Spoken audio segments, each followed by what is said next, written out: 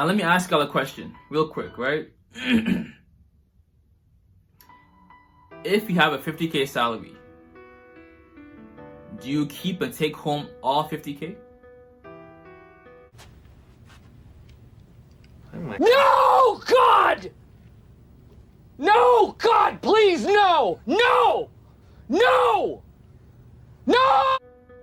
I assume you said no. Likewise, with these with their $1 million need-based businesses. Jumping Jack Tax, and as you know, I'm very big into building need-based businesses, helping you find a skill, find a need.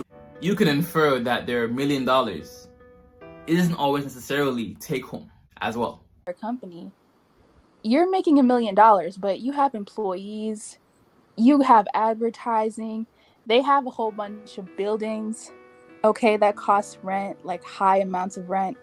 So I don't think they have it as much as they want us to think they do, which is why they're so persistent in scamming and they're so persistent in not paying people.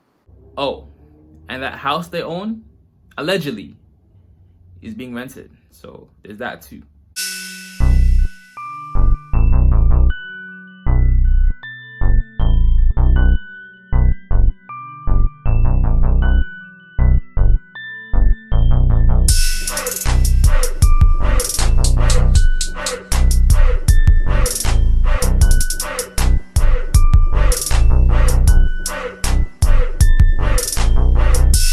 Talk about living in a house of cards. And lastly, I'd be cautious taking marriage or dating advice from Donnell and Dana. You know, they've only been married like 3 years. I think 5 to 10 years gives you a bit more credibility. You know what I'm saying? I would say, especially after all this now.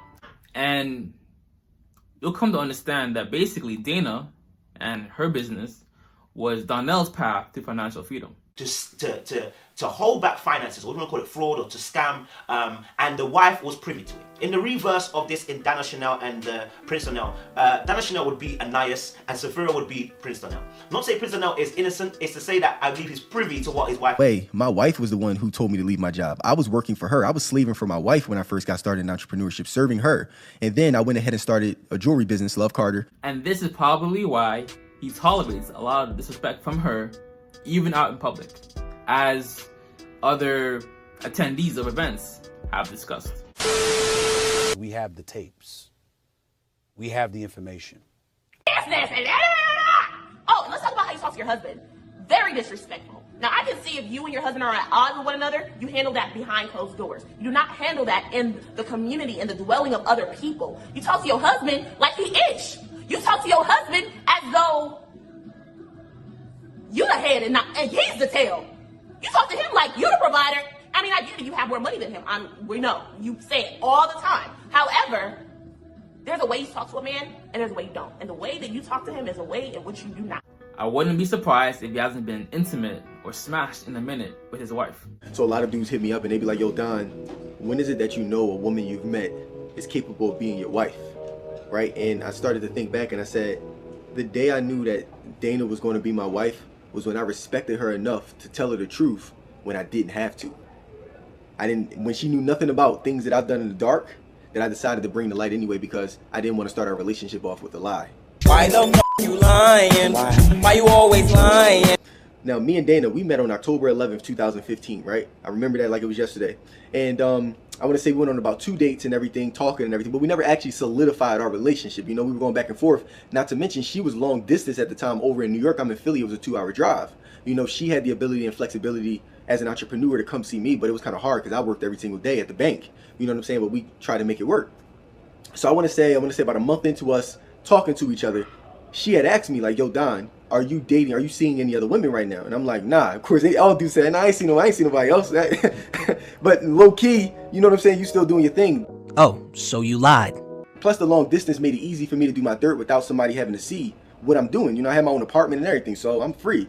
So what ended up happening was, I remember it was one night I had went out to dinner with this chick, you know, that I was talking to, still talking to her around the time I was still talking to Dana, whatever. Dana's calling me. I just told her I'm out with a friend. Yo, I'm out with a friend right now. You know, I'm just hanging out with my boy, you know, after work, blah, blah, blah. But I'm really hanging out with the chick, whatever.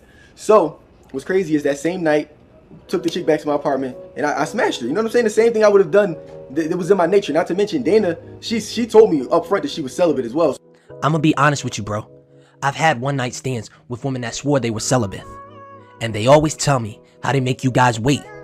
Now, are there women that decide to become celibate for spiritual reasons? Absolutely. I'm not talking about all women. But if a woman tells you she's celibate, you should find out why. Because some girls use being celibate like that old dad 90-day rule, which we all know never worked. Right, Steve? Damn right. Some of these ladies are just trying to do it to get their lives together, which is fine, but do that shit on your own time. What? I got shit to do. And by shit, I mean that WAP. It's crazy, y'all. It's really women out here having hot girl summers and trying to have Virgin Mary winners. Do me a favor, please. Get out of here. And again, I'm not talking about you high-valued women. I got love for y'all. So we wasn't having sex whatsoever, and no plans of that until marriage. So amazed by the stuff that comes out of your mouth. I don't understand why I did not see this coming. I do not understand why I did not see this coming. I don't even know what to say to you right now. I need you to shut the hell up for the immediate future. Does he not realize that women put guys in categories? A woman cannot smash every guy that approaches her. It's incapable. It's impossible, right? You have, let's say, 5 guys a week trying to holler at you. I'm sure it's usually more, especially if you're on social media actively, Twitter, Instagram, TikTok, dating apps, right? Minimum, at the very, let's just say at the most conservative estimate, 5 guys per week are trying to holler at her, right? That's 25 guys in a month. You think she's smashing every guy? No, but can she get something from every guy? Definitely. Have a certain guy for the D, the vitamin D, right? You have another guy for the time, attention, might go on 1, 2, 3, 4, 5 dates. Another guy, just a text buddy, here and there, entertain a conversation, and then you leave him on scene. And the other guys you just don't even deal with whatsoever, right? You have the high interest guys, the medium interest guys that you're interested in, and then the low interest guys. Okay, I can understand why you think it would take a lot of energy, but it really doesn't. You're out here just like multi-dating, like we don't catch feelings, we're not giving them a ton of energy. That would not be running your roster appropriately. That is you trying to be in a relationship with multiple men, and that's not what we're trying to do. Right now, what we're trying to do is just have a roster. So what I like to do, I have my roster broken down. So I have a roster of men that I like to do fun shit with, and then I also have a roster of men that I like to have sex with, basically. Not every man is on both lists, okay? There are some men who just I like to have fun with, and then there are men who I just only have sex with. There are some men that are in the middle. The men who are in the middle are typically in the starting 5, okay? And I know you're probably like, what does that mean? That means that they are playing. That means that I can do fun stuff with them. I can also have sex with them and have a good time all the way around. They're, well-rounded. Now, the men who are, either or, they're usually probably a bench player. Which one are you? Because if she's sexually attracted to you, sexual attraction, she does not need your money to sleep with you. Is she sleeping with the money, or is she sleeping with you? For me, it was like, that wasn't something I even told her I agreed with at the time. I was still just, I like her, but I'm doing my dirt right here. I'm gonna be honest with you, bro. Seems like you got some game, but I think you wifed the wrong girl. And I'm gonna just state facts because I love facts. Allegedly, your wife was a former party girl. She, allegedly, used to be a front desk host at a strip club where she made $500 a night. O'Shea. Stop the show again. That's her story. But I don't know a bartender making that much money a night, let alone a front desk host. But I'm speculating. Allegedly. I went through her IG, and bro, I'm gonna be honest with you.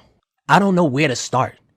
Hanging with Meek Mills, still having pictures up of her ex till this day, who she was with 18 months before y'all met, followed by a young thug trying to shoot his shot, and a whole bunch of other celebs.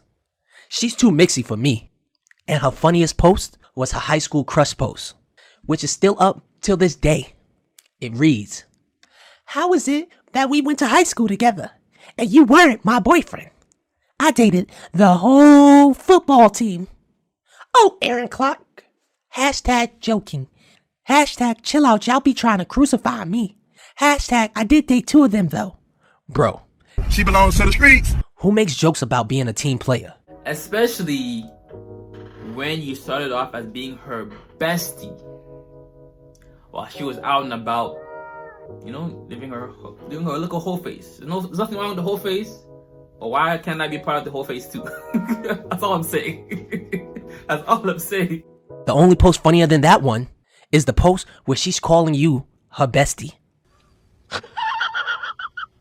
And I'm not saying she's a hoe. I hope for your sake she's just mixy.